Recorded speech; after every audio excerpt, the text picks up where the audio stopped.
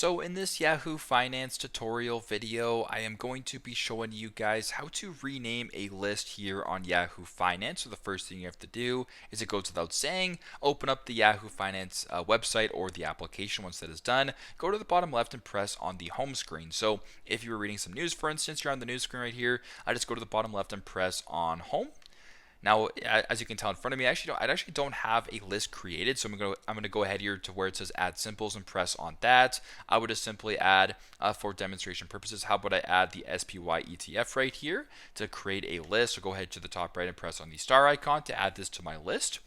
Now I have a list created. If you wanted to edit, or I guess rename a list, it's fairly straightforward.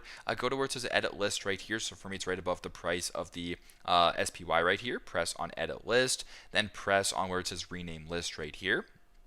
Now instead of naming it new list, you can go ahead and say maybe my watch list, or whatever the case may be. Press on OK, and there you go. It's now saving the list. So that is how to rename a list on Yahoo Finance. Thanks again for watching, and I hope this video helps.